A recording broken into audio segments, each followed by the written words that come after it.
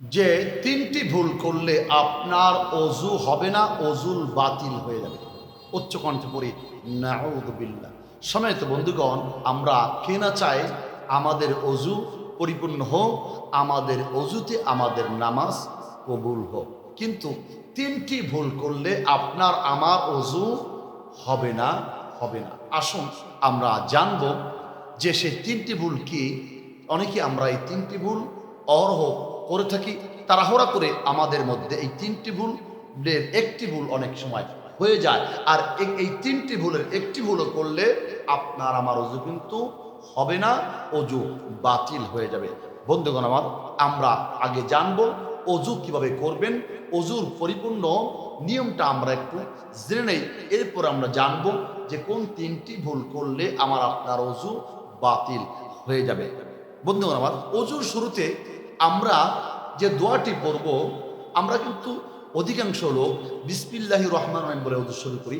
এটা অবশ্যই ভালো ভালো একটি দোয়া, উত্তম একটি দোয়া। কিন্তু নবীজির হাদিস মোতাবেক আপনি কোন দোয়াটি পড়ে অজু শুরু করলে অজু যতক্ষণ আপনার শরীরে থাকবে ততক্ষণ পর্যন্ত আল্লাহর ফেরেশতাগণ আপনার আমার জন্য দোয়া করতে থাকবেন। সুবহানাল্লাহ। হাদিসটি এসেছে নাসাই শরীফের ৭৬ নম্বর হাদিস। নবীজি বলেছেন যে অজুতে যে ব্যক্তি বিসমিল্লাহি ওয়ালহামদুলিল্লাহ, আমি আবারও বলতেছি, সবাই একটু খেয়াল করব, বিসমিল্লাহি ওয়ালহামদুলিল্লাহি এই দোয়াটি পড়ে যদি আমরা অজু শুরু করতে পারি, ইনশাআল্লাহ তাআলা আজিজ, যতক্ষণ আমার আপনার অজু থাকবে ঠিক ততক্ষণ পর্যন্ত ফেরেশতারা আমাদের জন্য দোয়া করবেন। সুবহানাল্লাহ। এখন আসুন যে আমরা অজু কিভাবে শুরু করব। আমরা বিসমিল্লাহি ওয়ালহামদুলিল্লাহ বলে প্রথমত দুই হাতের কবজি সুন্দর করে ধৌত করব। এরপরে আমরা সুন্দর করে গড়গড়াসহ মুখমণ্ডল ধৌত করব, মুখ পরিষ্কার করব ৩ বার করে। এরপরে আসুন নাক আমরা সুন্দর করে নাকে পানি দেব, নাক পরিষ্কার করব। এরপরে আমরা মুখমণ্ডল সুন্দর করে ধৌত করব, একেবারে এই নিচ পর্যন্ত সুন্দর করে ৩ বার আমরা মুখমণ্ডল ধৌত করে নেব। এরপরে আমরা দু হাতের কোণই পর্যন্ত সুন্দর করে ধৌত করে নেব, ৩ বার পরিষ্কার করে। এরপরে আপনি মাথা মাসে করবেন, সুন্দর করে মাথা মাসে করবেন। অর্থাৎ মাথা মাসে করাটা কিন্তু এটা কিন্তু ফরজ। এরপর আপনি 2 পায়ের টাকটু পর্যন্ত সুন্দর করে পরিষ্কার পরিচ্ছন্ন করবেন, এটা কিন্তু ফরজ। এখন আমরা জানলাম অজু কিভাবে আমরা করব। এখন জানবো যে অজুর মধ্যে যে 3টি ভুল করলে আপনার আমার অজু হবে না, বাতিল হিসেবে গণ্য হবে। ইভেন 3টি ভুলের একটি ভুল করলেও কিন্তু আমার আপনার অজু হবে না। 1 নম্বর ভুল হচ্ছে যে ভুলটি অজুতে ভুল করলে যে হাতের কোণই পর্যন্ত, অর্থাৎ এই কোণই পর্যন্ত যদি আপনি ধৌত করেন, এই ধৌত করার সময় যদি অল্প একটু জায়গাও যদি শুকনো থেকে যায়, সেক্ষেত্রে কিন্তু আপনার অজু বাতিল হিসেবে গণ্য হবে। কেননা হাতের কোণই পর্যন্ত ধোয়া কিন্তু এটা কিন্তু 4টি ফরজের মধ্যে একটি ফরজ। এজন্য বন্ধুগণ, হাতের কোণই পর্যন্ত আপনাকে সুন্দর করে ধৌত করতে হবে। এরপরে আসুন খেয়াল করবেন যেন কোনো একটি জায়গায় যেন একটু শুকনো না থাকে, প্রত্যেকটা জায়গায় যেন পানি লাগানো হয়, পানি যেন পৌঁছানো হয়।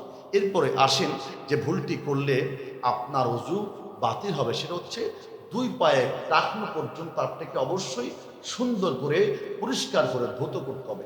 এই টাকনু পর্যন্ত ধোয়ার সময় আমরা অনেকে তাড়াহুড়া করে নামাজে দাঁড়িয়ে যায়, কিংবা জামাত ধরতে পারবো না, কিংবা তাকবীরে ওলা ছুটে যাবে, আমি এমন তাড়াহুড়া করে অজু করতেছি যে আমার অজুই বাতিল হয়ে গেল।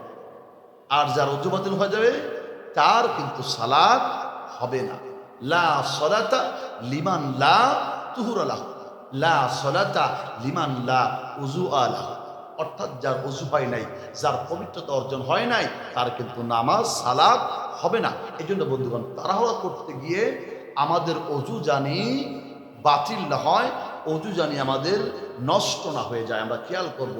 তাড়াহুড়া জামাত ধরতে হবে, আমার অজু ঠিক হলো কিনা, আমার জায়গা পায়ের টাকনো হাতের কোনোই পর্যন্ত আমি ঠিকমতো ধুতো করলাম কিনা, এদিকে আমি মোটামুটি করে আমি চলে গেলাম, কিন্তু আমার এই দুই জায়গায় কিন্তু শুকনো রয়ে গিয়েছে কিছু না কিছু অংশ।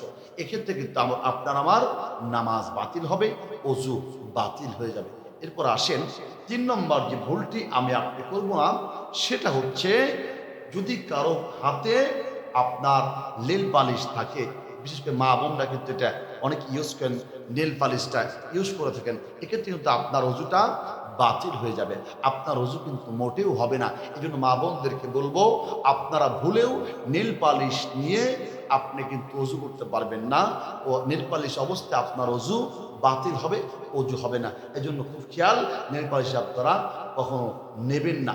এরপরে যদি কারো হাতে আংটি থেকে থাকে, এরকম যদি আংটি থেকে থাকে, অজু করার সময় অবশ্যই আংটিটা এভাবে নাড়াচাড়া করে আপনার ভিতর পর্যন্ত পানিটাকে প্রবেশ করাতে হবে। যদি এটা আপনি না করেন, সেক্ষেত্রে আপনার জায়গাটা শুকনো থাকবে, আপনার অজু কিন্তু বাতিল হিসাবে গণ্য হয়ে যাবে। এই জন্য বন্ধুগণ, আসুন আমরা অজুতে ভুলেও এই 3টি কাজ যেন আমাদের না হয়ে যায়, আমরা খেয়াল রাখবো। আল্লাহ তাআলা আমাদের সকলকেই সহি শুদ্ধভাবে অজু করা তৌফিক দান করুন। সকলে পড়ি আমিন।